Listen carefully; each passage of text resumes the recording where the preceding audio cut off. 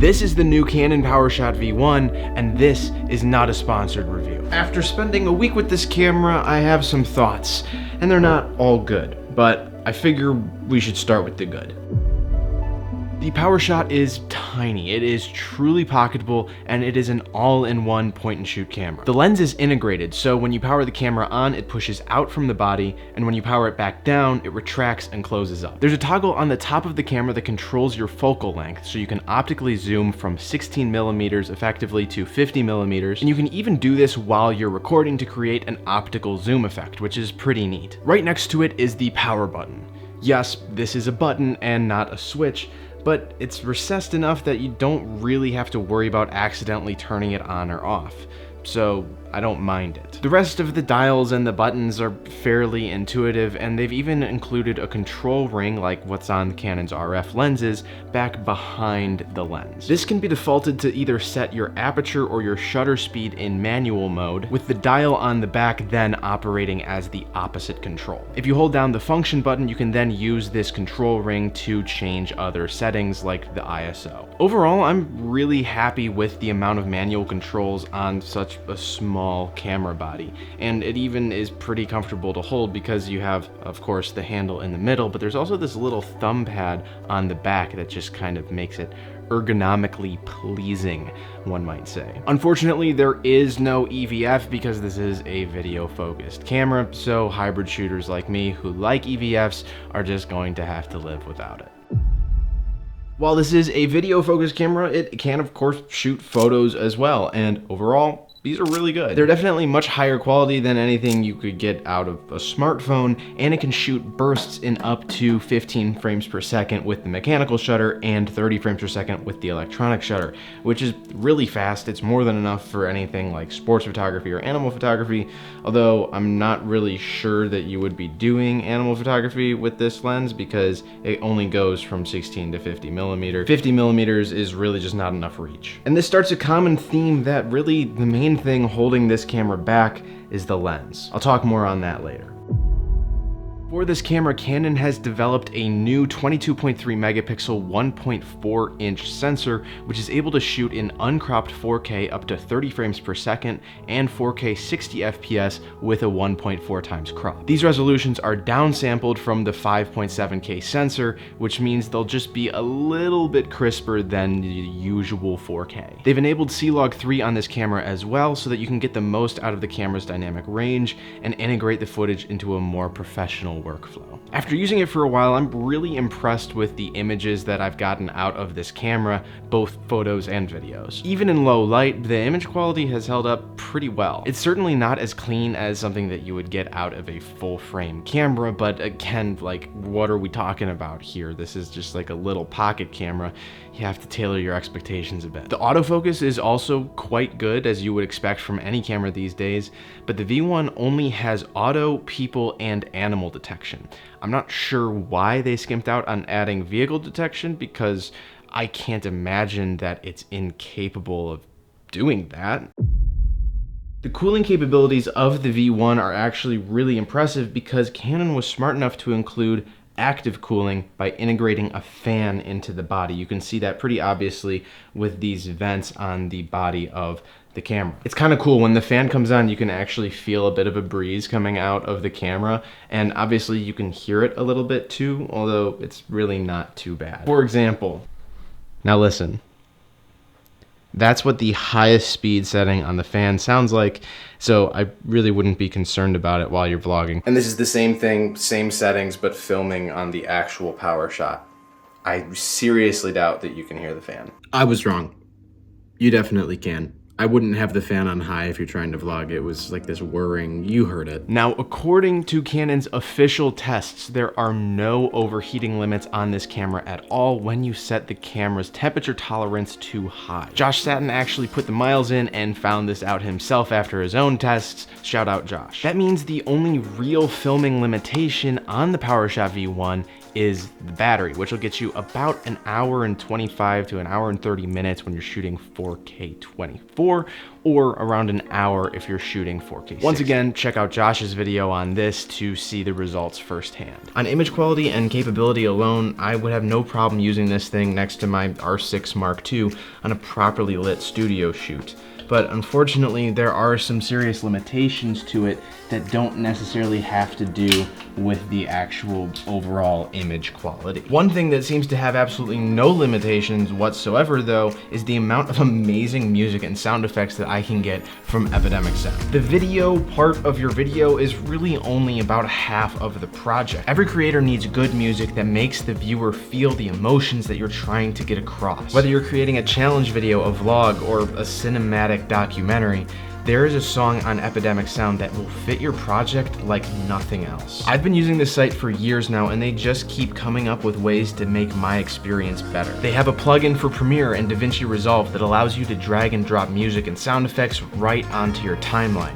And they even have a tool that remixes music to fit however long you need it to be for your edit. Most recently, they've even introduced a new voiceover tool that combines AI with real voice artists to generate any lines that you want just from text. I have a link down in my description where you can get started today totally for free. Try it out yourself. I am sure that you'll like it because I love using it. Thank you, Epidemic Sound, for sponsoring this video. Now let's get back to talking about all the shortcomings of the V1. Canon built a 3-stop ND filter into the body of the Powershot V1, which is really awesome and it allows you to get better exposure when it's bright out. Although, unfortunately, it's kind of proven to be not enough. One of the unique issues with this camera is that when I'm filming with my typical settings, which is 24 frames per second and 50 on the shutter speed, 2.8 on the aperture at ISO 800, which is the base ISO for Canon Log 3, then you end up with this brutal overexposure even with the ND filter built in, because it's not super strong. Now, if I come into the shade like this, it's actually not too bad and I'm properly exposed. You can also achieve proper exposure by bumping your aperture up, but the issue with that is now you're getting less of the background separation and less of the depth of field. Typically, this exposure issue could simply be fixed by putting an ND filter right in front of the lens, but unfortunately, there's no way to screw anything on here because of the mechanics of it pulling back into the body. The other thing you can do is simply take the camera out of C-Log, and in that case, you lose the dynamic range of C-Log, but you're able to drop your ISO number down into the 100, 200, 300 range, which will give you the exposure that you're looking for. I would really only save this for emergencies though, because shooting in log is sort of my default, and anything other than log now just looks kind of like garbage. If you don't mind having a narrower aperture and losing some of that background separation, then this really isn't much of an issue. And I know Canon's marketing this toward people who take a more casual approach to cinematography, but for me, this was kind of a big letdown. I don't know what's gotten into YouTube, but everybody seems to be praising this camera's image stabilization. Why? This is the Powershot with just the lens image stabilization, no active stabilization on it. This is the normal level of subject tracking image stabilization digitally. And this is the enhanced stabilization. You can see how much more punched in it is. It crops in a lot more, but the result should be a much smoother image. Finally, this is Canon's new subject tracking image stabilization, which is supposed to keep your subject in the center of the frame, where if I stand here, just hold it steady and move my head, that's just the camera. The issue that I have with a lot of Canon stabilization is the edge warble, and I can't tell when we're filming right now, but I'm gonna be able to tell back home whether it's really bad or not. In typical Canon new release fashion, the edge warble on this thing is absolutely atrocious. I wouldn't say that it's quite to the point of the footage being unusable, but boy is it close. I mean, look at those corners. I'm sorry, I know it's a little nauseating. One thing that's important to note is that in 4K 60, there is no available digital image stabilization, which can be a pretty big downside when you're trying to get some smooth B-roll shots. The image stabilization in the lens is still active though, so it shouldn't be too horribly shaky, but I thought I'd mention it. Now the footage is quite stable if you're moving slowly and methodically while shooting B-roll footage, or if you're trying to stay locked on a static shot, but to me, there's really nothing impressive about that. We've been able to do that for almost a decade. The thing that just really bugs me is everything else about this camera is designed to make it the perfect vlogging camera, but the edge warble just absolutely kills that for me. Then you've got the little things. The lens is effectively a 16 to 50 millimeter focal length equivalent, which is just an awesome focal range, but there's no way to know what focal length you're at in between the two extremes.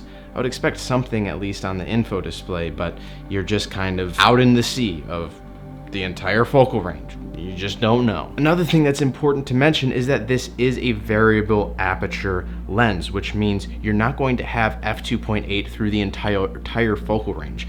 You're gonna have f2.8 at 16 millimeters, but then when you bump it up to 50 millimeters, you're stuck at f4.5 being your narrowest aperture. And that's really not a whole lot. Now that varies, so as you go through the focal range, it'll gradually bring you up to f4.5, but it's kind of disappointing. Well, maybe I should correct myself there. I won't say it's disappointing because I don't expect to have a fixed f2.8 lens on a compact point and shoot like this, but I think it's important for you to know. I don't want you to get caught off guard. Speaking of caught off guard, I was actually really surprised by how weird the manual focus settings work on this thing. You have to go to the dial and hit the AF/MF button on the left side, then adjust the focus using the up and down inputs on the control dial, which is just so weird. I tried to find a way to map this to the control ring that's at the base of the lens because, you know, that would make a lot of sense and be very intuitive, but unfortunately that is just completely impossible.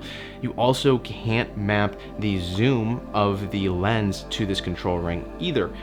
That would be great, but it's impossible, at least right now. Finally, it's important to note that this camera is not weather sealed, which is kind of obvious when you look at the body. You've got the exposed vents and the lens that just pops out and makes itself pretty vulnerable. But it's important to know because I would kind of think twice before taking this little guy to like the beach or out in the rain. So I've been trying to think of what this camera would replace in my kit, and I realized I think that's just sort of the wrong way to look at it. It's not going to replace professional photography equipment. If you're trying to replace this and you want something that's small, it's compact, it's discreet, but it'll give you professional looking footage and really good photos with a small budget of around $900, I find it very hard to think that there's anything better than the Powershot V1 out there right now. That is if you're not as sensitive to the image stabilization warble as I am. Now, if you think you need a little bit more camera than this, you should watch this video up over here where I compare Canon's two best beginner focused cameras with interchangeable lens systems.